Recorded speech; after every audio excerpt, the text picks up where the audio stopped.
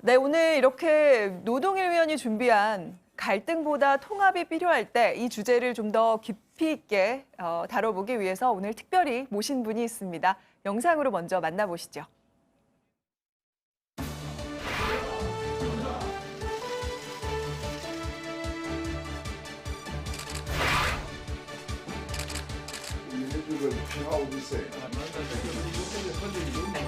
지금 문재인 정권이 처해 있는 상황을 비유해서 말한다면 해질녘에 산길 들어서는 형국이다. 그럴 것 듣고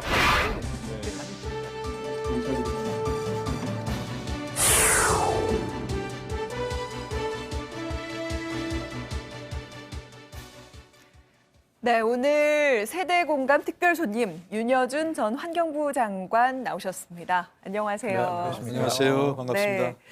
얼마 전에 전 장관께서 문재인 대통령과 오찬 간담회를 하시면서 사실 이 자리에서 말씀하신 여러 내용이 있었겠지만 이 적폐청산과 관련한 내용이 상당히 끝난 후에 화제가 됐습니다. 아니요. 저는 적폐청산에 대해서 긴 말씀 드린 일은 없고요. 네네. 예, 오히려 다른 분이 말씀하셨는데 네. 보도가 나가면서 조금 아마 부분적인 착각이 있었던 것 같아요. 저는 뭐 적폐청산에 대해서는 그 자리에서는 길게 말씀드린 일은 없어요. 아, 그러셨어요? 네, 그럼 네. 그 자리에서 좀 가장 핵심적으로 윤 전 장관께서 말씀하신 내용은 어떤 부분인가요? 아, 근데 제가 원래 그런 자리 가면 말을 이제 안 하거나 아니면 맨 끝에 하거나 이제 이런 네. 타입인데요. 네. 12분이 이제 저까지 포함해서 예. 그러니까 저는 이제 또 역시 끄트머리 좀 얘기를 해야지 네. 다른 분들이 무슨 말씀하시나 들어보고 뭐 중복되지 않는 말씀을 드려야 되니까 이러고 있었는데 저는 당연히 지금 국회에서 현재 벌어지고 있는 일이었으니까 그 네. 시점에서는 다들 걱정도 계시고 그래서 당연히 어느 분인가 말씀을 하실 거라고 짐작을 했었는데 아무도 말씀을 안 하시더라고요. 네. 사실 제가 그러면 뭐 정치 현안이니까 말씀을 드려야죠. 그러더니 그 말씀을 드린 거죠. 그 국회 문제를. 예. 예. 그런데 이게 결국 다급한 현안이기도 했지만 언론이 가장 민감하게 관심을 보이는 분야다 보니까 네. 다른 분들이 좋은 말씀 많이 하셨음에도 불구하고 마치 저 혼자 무슨 엄청난 얘기를 한 것처럼 보도가 돼가지고 네. 그 다른 참석하신 분들께 좀 아주 민망하게 됐습니다. 그러셨군요. 사실 여기 20대인 신지혜 위원도 나와 계시지만 뭐 윤여준 전 장관님 항상 뭐 많은 이야기를 들으셨고 또 배우셨을 것 같아요. 네, 그럼요. 그리고 게다가 이번에 새로 책을 내시면서 네. 여러 세대들과 함께 어울리셔서 뭐 인터뷰도 내시고 그러셨더라고요. 근데 제가 오늘 나온 그 주제, 갈등보다 통합이 더 중요하다라고 하신 것에 대해서 뭔가 정말 맞는 말씀이시고 우리 사회의 큰 선생님이 하실 법한 이야기이긴 하지만 20대로선 뭔가 아닌데 이런 생각도 좀 들었어요. 사실 한국 사회에 더 많은 갈등이 일어나고 더 정말 좋은 건설적인 갈등이 일어나서 잘못된 건 명확하게 잘못되고 구시대 역사의 뒤편으로 사라져야 될 집단들은 사라지는 게 옳은 것이 아닌가. 그러니까 적폐를 뿌리 뽑는 시점이 온 게 아닌가. 저는 이런 생각도 있거든요. 아니 갈등이 있어야 통합을 하죠. 그러니까 저는 항상 주장이 네. 한국 사회가 이 갈등을 굉장히 부정적으로 보는 경향이 있어요. 네. 그런데 갈등은 민주주의 사회일수록 자연스러운 거잖아요. 네. 예? 갈등이 있어야 될 거 아니겠습니까? 왜냐하면 다원적인 사회니까 의견들이 다양하잖아요. 네. 그러니까 국회라는 곳이 결국 각각 지지 세력을 달리하는 네. 정당들이 모여서 자기 지지자를 대변하는 거잖아요. 그럼 당연히 갈등이 생기죠. 이익도 부딪히고. 그걸 어떻게 해결하느냐? 대화 타협이죠, 우선. 네. 그게 정 안 될 때는 다수결로 하는 거잖아요. 네. 그래서 국회를 통과한 안건은 국민 전체 의사라고 간주하는 거잖아요. 예. 그러면 그런 갈등이 생겨서 갈등 해소하는 과정이 쭉 진행된단 말이죠. 이게 민주정치 과정이고 네. 그래서 학자들이 민주주의는 과정이다 그러잖아요. 우리가 맨날 국민통합 얘기하는데 이게 국민통합 아니에요. 맞습니다. 아니, 그러니까 말씀 옳으신 말씀이고 다 옳으신 말씀인데 갈등이 두려운 게 아니고 갈등이 이제 뭐 문제가 아니고 갈등을 어떻게 해소해서 더 좋은 방향으로 나가냐가 중요한 거 아니겠습니까? 그렇죠. 그러니까 정반 합의라고 하는. 네네. 예. 그러니까 갈등의 내용이 뭐냐? 네. 네. 그 갈등을 관리하는 능력이 어느 정도냐? 이건 그렇죠. 굉장히 중요하죠. 네네. 네, 근데 우리 사회에서는 그냥 갈등으로 무조건 그냥 부정적으로 보는 경향이 있어서 제가 그 말씀을 드린 겁니다. 네, 그러면 뭐 지금 사실 저희가 매일매일 갈등 뉴스를 전하고 네, 있기 때문에 네. 상당히 바람직하다 이렇게 볼 수 있는 건지 모르겠지만요. 윤 전 장관께서 이제 이 부분에 대해서 얘기하신 걸 제가 좀 여쭙고 싶어요. 네. 그 적폐청산에 대한 조언을 하시면서 사실 지금 어느 한 세력만 배제하는 방식으로는 결코 적폐를 청산할 수 없다. 그리고 우리 사회에 지금 적폐 청산에 대한 필요증이 좀 있다라고 판단하시는 것에 대해서 좀 제가 여쭙고 그 싶습니다. 다른 자리에서 예, 말씀을 예. 드린 기억이 나는데요. 네네. 제 생각에는 적폐 청산은 반드시 해야 한다. 네. 왜 그러냐 하면 이제 촛불이라는 게 우리가 촛불 혁명이라고 그러잖아요. 네. 사실은 뭐 엄밀하게 따지면 교수님 계시지만 혁명은 아닌 거죠. 헌법적 절차에 따라서 다 이루어진 거니까. 그럼에도 우리가 왜 그걸 혁명이라고 붙이느냐. 혁명적으로 국가를 바꾸라는 뜻이고 명령이니까 혁명이라고 하는 거 아니냐. 저는 그렇게 받아들였는데요. 네. 그렇게 혁명적으로 바꿔서 새 시대를 열려면 묵은 적폐를 청산 안 하고 어떻게 새 시대를 여나요? 예. 그건 뭐 전 불가피하다고 보는 거죠. 다만 그럼 적폐라는 게 뭐냐? 네. 제가 보기에는 제도적인 측면의 적폐가 더 근원적인 것이고 우리의 의식, 관습, 네. 적폐가 많이 쌓여 있잖아요. 네. 이런 것도 굉장히 근원적인 적폐인데 그런 쪽보다는 지금 문재인 정부는 인적 청산에 너무 매달렸다는 거죠. 네. 이게 잘못된 거라고 저는 그 지적을 한 것이고 또 인적 청산도 말하자면 책임을 꼭 져야 될 만한 네. 그런 수준에 있는 사람 소수를 처벌하고 나머지는 윗사람의 지시에 의한 것인 경우가 대부분이니까 앞으로는 용납 안 하겠지만 지금까지 있었던 일은 불문에 붙인다라고 하고 바로 다른 미래로 가는 걸 했어야 되는데 이게 공무원들 얘기 들어보면 일선 부처에서는 뭐 실무자급까지 조사받느라고 계속 시달리고 처벌받는 경우도 있고 그래서 다 피로감을 느끼고 네. 반발 심리가 생기고 그랬다는 거거든요. 그러니까 시스템에 대한 제도적 측면이 아니라 이제 인적 청산에 너무 그러니까요. 집중되어 있는 네. 부분에 대해서 문제 의식을 제가 상식적으로 주셨던 생각할 거죠. 때 한국 사회 적폐 중에 가장 대표적인 적폐가 뭐냐? 항상 많은 사람이 지적하기를 대통령 한 사람에게 권력이 집중된 거예요. 네? 이게 얼마나 많은 문제를 일으켰습니까? 어떻게 보면 그게 근원적인 적폐라고 할 수 있는데 지금 문 대통령이 취임하고 나서 지금 여전히 네. 대통령 1인에게 지나치게 권력이 집중됐다는 비판을 계속 받고 있어요. 네. 그렇잖아요. 이런 건 왜 고칠 생각 안 하냐는 거예요.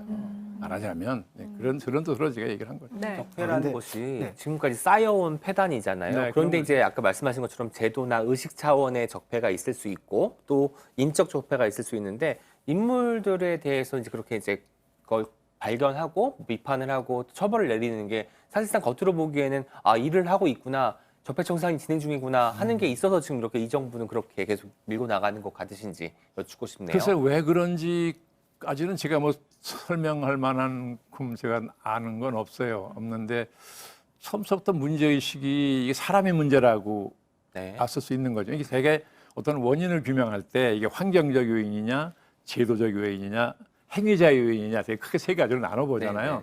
보는데 사람에 따라서는 제도를 중시하는 분들도 많고 그보다는 행위자 요인, 사람 요인이 더 크다고 보는 분도 있잖아요. 네. 그러니까 이분들은 아마도 이 적폐의 핵심은 사람에게 있다고 봤을 수 있는 거죠. 네. 뭐 그래서 그랬을 수도 있다고 생각을 합니다. 네. 근데 아, 네네. 그 윤 전 의원님 저 꼭 여쭤보고 싶은 게 이거 꼭 있었는데요. 네. 대기업 몇 접시 모르고 네. 잘 임하셔야 됩니다. 아유, 죄송합니다. 네, 그 주현규 아까 의원님. 네. 대통령 권력의 분산을 말씀해 주셨는데 네. 이제 또 대통령이 나서야 될 때라는 말씀도 네, 해주셨잖아요. 네. 근데 대통령이 나서야 한다는 게 제가 잘못 듣기로는 그 인적 청산에 대해서 대통령은 이게 검찰의 역할이다라고 말씀을 하셨는데 그러면은 대통령이 나서야 된다는 거는 검찰이 조금 알아서 그러면 인적 청산에 대한 의지를 좀 조절해야 된다라는 뜻인지. 저는 그런 한번- 뜻이 아니고요. 네네. 지금 여야 간에 이렇게 대립. 극한 대립을 해가지고 국회가 네. 마비되어 있는데 네. 이 상황이 장기화되면 네. 대통령이 국정 성과를 낼 수가 없습니다. 네. 제도화가 되지 않으니까. 근데 대통령이 임기가 이제 취임한 지 2년이 돼서 6개월 더 지나면 임기 반환점을 도는데 네. 이제 국정의 구체적 성과를 내놓아야 될 시기란 말이죠. 근데 이게 제도화가 안 되면 그 내놓을 수가 없어요. 네. 그래 이게 장기화되면 이 부담이 어디로 가느냐? 고스란히 대통령께 갑니다. 누구의 잘잘못이 됐든 간에 왜 그러냐? 국정 최고 책임자라는 자리가 네. 숙명적으로 그런 자리라고 받아들이세요. 제가 그런 거예요. 어쩔 수 없습니다. 네. 그러니까 풀어야 되는데 지금 자유한국당이 하는 모습으로 봐서는 민주당 차원의 노력으로 쉽게 풀릴 것 같지 않습니다. 네. 그러니까 결국 대통령께서 수고스럽지만 좀 나서셔서 푸는 노력을 해주시는 게 좋겠습니다. 이런 말씀 드린 거죠. 제가 근데 이제 전 장관께서 말씀하시는 내용 중에 저는 약간의 그게 구분이 될까라는 생각이 드는 게 인적 청산을 만약에 강하게 한다라고 하면 그것이 시스템에 대한 개혁 혹은 그 시스템에 대한 제도적 측면에 영향을 미치게 되는 거잖아요. 그래서 만약에 현 정부에서 그렇게 인적 청산에 대한 판단을 했다라고 한다면 그것이 계속 이어지는 부분이 결국에는 제도적 개혁으로 드러나게 되어 있지 않을까요? 아니 먼저 예를 들면 인적 청산하는 과정에서 네. 왜 이런 일이 생겼느냐 예? 원인을 캐다 보면 이게 제도에 문제가 있었다. 그래서 이제 인적 청산 먼저 하고 제도 개혁을 나중에 하는 네. 수도 있을 수 있겠죠. 네, 네. 그러나 그러기보다는 임기 5년 대통령이 사실 할 수 있는 일이 그렇게 많지 않습니다. 그러니까 네. 처음서부터 이 적폐 청산을 할 테면 네. 적폐 청산에 관한 대통령이나 정권의 마스터 플랜이 있었어야 돼요. 네. 우리가 보는 적폐는 이런 거고 원인은 이렇게 보는데 청산하려면 이런 순서로 하는 게 옳다고 생각한다. 네. 제 임기 중에 여기까지 하겠습니다. 나머지는 그 외 국민이 계속 해주십시오 하든가 뭐 하여간 이런 식이 있어야 되는데 그냥 그런 게 없이 바로 인적 청산에 매달린 것이 그리고 제가 아까 말씀드린 것처럼 대통령 권한 집중 같은 것에 대해서는 네. 후보 시절에는 많이 관심을 보였다고 기억이 되는데 막상 본인이 되고 나서는 전혀 그런 쪽에 또 관심을 안 보이고 네. 그런 것에 대해서 제가 좀 납득하기 어렵다는 거죠. 사실 문재인 대통령도 그런 말씀하셨잖아요. 적폐청산이라고 하는 것이 어떤 특정한 사람을 처벌하자는 게 아니고 제도나 시스템을 바꿔야 하는 것이다라고 분명히 말씀하셨는데 사실은 처벌하는 사람 많은데 시스템 자체가 바뀌었다는 그런 느낌은 별로 안 들거든요. 그렇죠. 그리고 예를 들자면 하나만 예를 들도 네. 뭐 낙하산 인사 같은 것도 과거 그렇게 비판하던 그런 것을 그래서 낙하산 인사 때문에 처벌된 사람도 많이 있잖아요. 뭐 화이트리스트, 블랙리스트 해가지고. 근데 그건 시스템은 바뀌지 않은 채 그냥 유지되고 있단 말이죠. 그리고 이제 그 예. 제도를 바꾸려면 국회를 통과해야 된다고요. 네. 예. 그럼 야당은 적대 시에까지는 못 바꿔요. 그러니까 처음서부터 적폐 청산을 하는데 제도가 중요하다고 생각을 했으면 야당과의 관계를 그렇게 가져가지 않았을 거라고 보는 거죠. 네. 예. 그러니까 이게 촛불 시위가 벌어질 때 그 촛불 시위를 지지하는 국민 여론이 뭐 조사에 한 80%였다는 거 아니에요? 네. 당시 그러니까 문재인 대통령이 41%가 득표했죠. 네. 그럼 촛불을 지지했던 국민 중에 별반의 지지를 받은 거잖아요. 약 40% 지지를 못 받은 거잖아요. 그럼 저 같았으면 취임을 하고 나서 자기를 찍지 않은 그러나 촛불 시위를 지지했던 네. 40%의 유권자를 자기 지지 기반으로 만드는 노력을 했을 것 같아요. 그래야 제도 개혁도 할 수 있는 거죠. 시간이 좀 걸리더라도. 네. 그런데 제가 보기에는 이분이 지지 기반을 확대하는 노력을 하기보다는 축소 쪽으로 갔다는 거죠. 의도적으로 축소하려고 했던 건 아니겠으나 네. 결과적으로 보면 축소지향적인 정권이 어딨냐. 제가 그 얘기를 했어요. 세상에 어느 권력이 적고 집권을 한 다음에 축소지향적으로 가냐. 확대지향적으로 가도 시원찮을 판인데 네. 나중에 얼마 시점이 지나가면 아무것도 못하는 궁지에 들어갈 거다. 네, 이런 윤 전 장관의 어떤 분석 혹은 지금 현재 판단에 대해서 어떻게 다른 위원님들은 얼마나 공감하시나요? 제가 20대로서 좀 치기 어리게 들리실 수도 있지만 말씀드리자면 진정한 보수라고도 불리우시고 계시고 정말 보수 그건 과천입니다. 보수 정치의 네. 어떤 훌륭한 상을 보여주고 계시다고도 평을 받는데요. 저는 사실 지금 정치권에 그런 인물들이 딱 나와서 진짜 보수라면 지금 현재 이렇게 행동하면 안 된다라고 정확하게 일침하는 것이 필요한 게 아닐까 싶어요. 그러니까 예를 들면 자유한국당 같은 경우에는 말씀하셨던 것처럼 제왕적 대통령제 이후에 어떤 다당제 사회를 이루기 위해서 정당으로서 해야 할 역할들을 제대로 못하고 있잖아요. 그건 진정한 보수라고 볼 수 없다. 바른미래당, 자유한국당 따라가지 말고 진정한 보수로서 이 정치 논의판에 끼어라 이런 얘기를 해주시면 바른미래당도 자유한국당의 어떤 꼬꼬마 정당으로서 있는 것이 아니라 진정한 보수 정당으로서 활동을 할 수 있지 않을까 싶고요. 그게 아까 말씀하셨던 것처럼 제왕적 대통령제 권력이 집중된 제왕적 대통령제를 넘어설 수 있는 보수 정당으로서의 역할들을 해주실 수 있는 보수 정당의 정치인으로서의 역할들을 해주실 수 있는 것이 아닐까라는 생각이 좀 듭니다. 그리고 또 아까 말씀하셨던 건 어떤 그 방안들이 사실은 제왕적 대통령제 반대한다고는 하시지만 대통령에게 오히려 더 제왕적인 모습을 보여달라.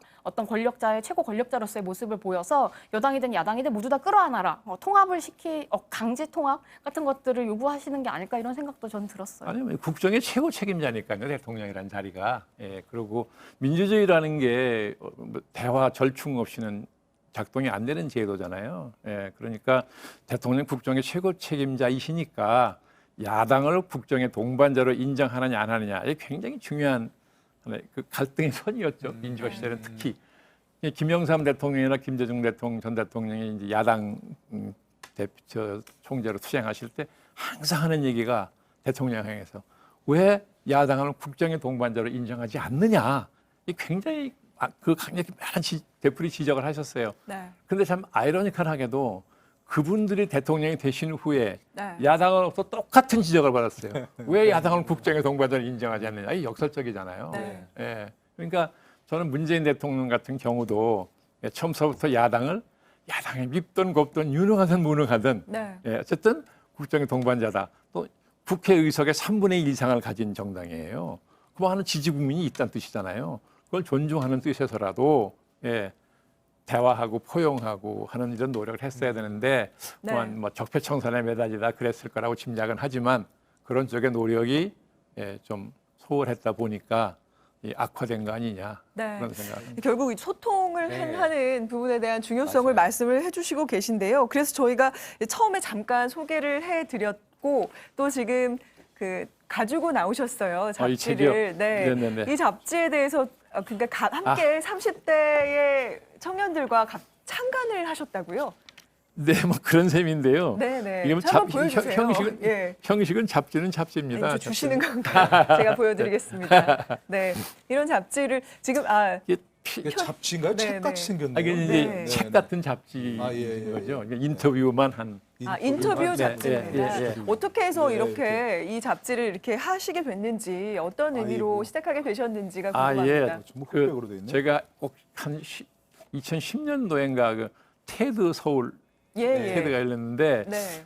그때 전혀 모르는 젊은이가 하나 찾아왔어요. 저를. 네. 그래가지고 테드 서울의 큐레이터를 맡고 있는데 저를 보고 출연해서 네. 한국 정치에 관한 발표를 해달라. 네. 그래서 제가 이제 못한다고 극력 사양했는데도 끈질기게 저를 설득을 하더라고요. 그래서 저는 원래 안 해본 걸 해보길 좋아하는 성질이 있어가지고 근데 한번 해본다고 네. 했어요. 그래서 18분간 나가서 한국 정치에 대한 이제 얘기를 했는데 저로서는 굉장히 신선하고 네. 좋은 경험이었습니다. 예, 그런데 또 마침 끝나고 나서 거기 종사하는 분들 얘기가 또 반응이 괜찮았다는 거죠. 네. 그때 저를 찾아왔던 젊은이가 몇 년 전에 또 저를 찾아와가지고 아, 이런 거를 하고 싶어 하는데 좀 도와달라는 거예요. 네네. 예, 그래서 아니 나같이 나이 먹은 사람이 어떻게 그런 도움이 될 수 있냐. 네네. 젊은 사람들이 해야지. 그랬더니 79세의 노인과 그때 네. 제가 79세 때니까요. 예, 79년생이 협업을 하는 건데 네. 그거 자체가 재밌지 않습니까? 왜 안 되는데요? 재미는 있을 것 같은데 어렵지 않으셨어요? 아니 저는 네. 평소에 젊은이들하고 자주 만나서 얘기를 하는 편이에요. 네, 네. 왜 그러냐면 지금 의도가 있는 건데요. 사람이 나이를 먹으면서 느끼는 게 나이를 먹는 사람이 가장 조심해야 될 게 뭐냐면 완고해지는 거라고 생각이 돼요. 네. 이렇게 완고해지지 않으려면 끊임없이 시대의 흐름을 가르쳐주는 책을 읽어야 되고 그다음에 그 흐름을 앞서가거나 같이 가고 있는 젊은이들을 만나서 네. 끊임없는 대화하는 것이 가장 효과적인 방법이다 생각을 해서 네. 제가 젊은이들하고 얘기를 많이 해요. 네, 네. 많이 하는데 얘기를 들어보면 네. 정말 배울 게 많아요. 네. 네, 네. 저희도 네. 이 세대별로 얘기를 네. 나누는 프로그램이니까요. 시간이 되실 때 또 나와주시면 저희에게도 나와주세요. 함께 저희도 전장관님 신재위원한테 배우는 많이 시간을 배우고 있습니다. 우리 네, 70대로 가지셨으면 네. 하는 바람입니다. 말씀을 많이 들었어요. 네, 근데 저희가- 상당히 맹장이시라 그러네요. 네, 저희가 시간이 많지 않아서요. 오늘 여기까지 좀 얘기 아, 듣고요. 그렇습니까? 다음에 다시 네. 한번 또 아유, 나와주시면 네네. 저희가 아유. 또 함께 얘기 나누는 시간 감사합니다. 갖겠습니다. 네. 나와주셔서 고맙습니다. 면접 시험 결과가 어떨지 모르겠네요. 네, 지금까지 이렇게 60대 노동일 공감위원이 픽한 뉴스를 윤여준 전 장관과 함께 느껴봤습니다.